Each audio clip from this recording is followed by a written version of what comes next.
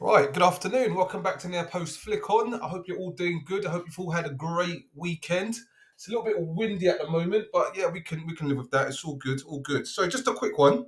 We're just going to have a quick roundup of Game Week 32. So there were some interesting results this weekend. We're just going to jump straight into it. So Manchester City had to come back against Crystal Palace. Now that was a phenomenal game. Kevin De Bruyne, a masterclass, man of the match performance winning that game. Well, Man City winning that game 5-2. They started off slow, City, but yeah, they came back with a bang. Because when I looked at the score, I thought to myself, wow, City are down 2-0. I didn't expect that at all, but you know, you wouldn't have been surprised anyway because of the current form of Man City. But they've done what they had to do and they've come back because again they're chasing that fourth spot, aren't they? But they're going to need to do a lot more. Great result, but they're going to need to do a lot more, and they're gonna hope and wish that results around them kind of go in their favour. Because if it doesn't, I hate to say it, but Man City could be playing in the Europa League next year. Now that sounds crazy, but it could become a reality if they're not too careful. Going on to the second game, Brighton Hove Albion uh, took on Leicester City at home. That game ended 2-2. Again, didn't really think I didn't think Brighton would draw that game, to be honest. I actually thought they'd win the game. But credit to Leicester. I mean, as I said before, they're done. They're going to be playing championship football next year. But yeah, credit to them. That game ended 2-2. Nottingham Forest played Everton at home, and Everton actually won that game. I thought Nottingham Forest would do a lot better than that, considering they're also fighting for a place in next year's Champions League. So they're aiming for a top four finish. I wouldn't quite say they're safe just as yet, but they may need a few more points on the board. But whatever happens, I think Nuno's done an absolutely amazing job at Nottingham Forest. I know Tottenham will be kicking themselves. They will be because they let him go, and look what he's done at Nottingham Forest. So yeah, they did lose the game, but I think they've exceeded. That's the word. They've exceeded expectations this season. But yet they lost that game to Everton. Southampton took on Aston Villa. There was only ever going to be one outcome. Villa won the game 3-0. And we all know that they've got a massive, mammoth, ginormous task this week against PSG. So, of course, they need that confidence and they need to have performed well, which they did. So they won against Southampton, a lesser opposition, a team that's going to be playing championship football next year. They won the game at 3-0. Arsenal entertained Brentford. And I knew Brentford would be a tricky customer. And I knew Arsenal would maybe want to rest a couple of players because they've obviously got that big game at the Bernabeu that we're all looking forward to. Albeit with a 3-goal aggregate advantage, but you can't be too cautious and you can't be too careful. However, yes, they did draw the game 1-1 against Brentford, but I'm sure Arsenal would have taken that anyway. I'm sure they would have done. Right, on the Sunday, we had Chelsea against Ipswich. Now, this was surprising. 2-2 it finished. Didn't think that would be the case, but I did say Ipswich, on their day, they can give you a bit of a game. And they did. Surprisingly, they were 2 goals ahead as well. So it was all done and dusted before half time. But Chelsea done whatever they needed to do and they kind of stepped into gear and the game ended 2-2. But it could easily have been a Ipswich 3-pointer. But again, another team that's bound for relegation, I'm sorry to say, but they will be playing football in the Championship next season. But you never know. They may come back the year after that. Who knows? Who knows? Right, Liverpool. I'll call them Champions Elite because I think they're a few more games, maybe a win or two away from sealing officially the Premier League title. So they entertained West Ham and they won the game 2-1.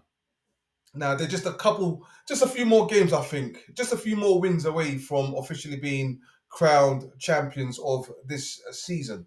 and I think they've deserved it. They've played well. They've been the outstanding team this year, and they deserve all the plaudits that they've been given. Van Dijk was on a score sheet right at the depth of the game to give them a well earned 3 points. And I think I think most of the players just want it to be over. They just want to just get themselves over the line. But what they don't want to do is they don't want to be too complacent. Just a few more wins and the championship is yours.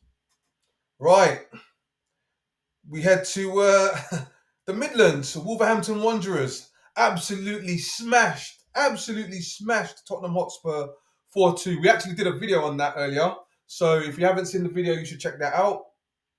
Wolverhampton Wanderers beat Tottenham 4-2, but didn't expect anything less. I said it before that I didn't think Tottenham would win the game. They didn't. Did I think they're going to get absolutely humiliated, battered? No, I didn't. But unfortunately for the viewing Spurs fans, it's another battering. And you know how the saying goes, Tottenham get battered everywhere they go. Yes, unfortunately, it's ringing true because Tottenham are getting battered everywhere they go. But I do understand that, they've got Europe to think about this week.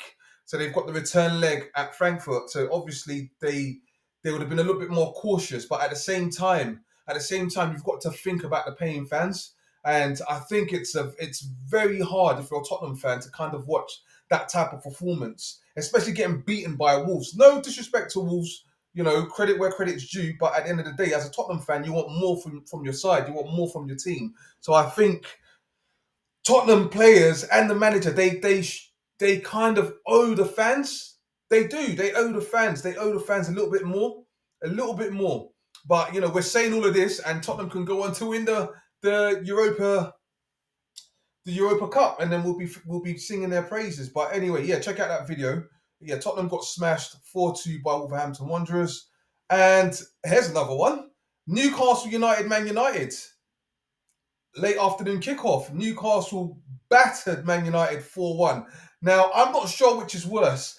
Tottenham losing 4-2 to Wolverhampton Wanderers or Newcastle beating Man United 4-1. Now, I'll probably say Manchester United are in a worse place than Spurs. The reason being is because Spurs haven't won anything since 2008. The Carabao Cup or the Worthington Cup, as it was known back then. And Tottenham have always been known as the trophyless club, if you like. Whereas Man United, they were the epitome of English football. They were the epitome of Premier League action, of Premier League football. If you think about the Fergie years, especially, and they've kind of just declined. They've absolutely declined. And I mean, if you're watching Man United in the 90s and noughties, you'd think to yourself, how great are this team? And you think to yourself, you look at Man United today, and I'm sure you've heard all the other pundits and football experts go on about how rubbish Man United are, and they're not wrong. All the assessments that they've given, they're not wrong. I think everything Roy Keane's saying about Man United is absolutely spot on. I think things that Gary Neville has said about Man United is absolutely spot on, and you can't deny it. Man United have been absolutely woeful. This is not the United that we all grew up on back in the day, if you like. So yeah, they got absolutely drummed by Newcastle 4-1. Newcastle are still on a high, and they are, of course, chasing for that top four finish as well. And they've had an incredible season. So credit to Eddie Howe on all the achievements of Newcastle United in recent times. But yeah, Man United have got to they've got to do better. They've got to do better than what they've done. So let's have a quick look at the league table. Right. So if you look at the league table, so of course Liverpool top, 76 points. Arsenal second, 63 points. Can Arsenal close the deficit? Nah, not at this stage. Can't really see it happening. Nottingham Forest third with 57 points. Newcastle are fourth with 56 points. So, will Newcastle get over the line? 56 points. And they've got a game in hand. Over City, who are fifth with 55 points. So Newcastle could get over the line in fourth place. They've been brilliant. And I think, they're just getting stronger and stronger. So I would put money. I'm not a gambling man, but I would, if I had to, put money on Newcastle to do the business. In sixth, you've got Chelsea, and then you've got seventh Aston Villa, who are all competing for the top four. As we've said already, relegation bound. Ipswich done, Leicester done, Southampton done, and then you have Man United in 14th place, and then you have Tottenham in 15th, who have lost 17 games, 17 matches. Spurs, established top four side, 17 games. That is crazy. And you've got to do better, mate. You've got to do better, because that is just shocking. 17 games Tottenham have lost. That's just incredible. I've said it before, and I'll say it again. They will probably end this season having lost 20 games. But yeah, we'll see how that goes. And we'll look forward to this weekend's action.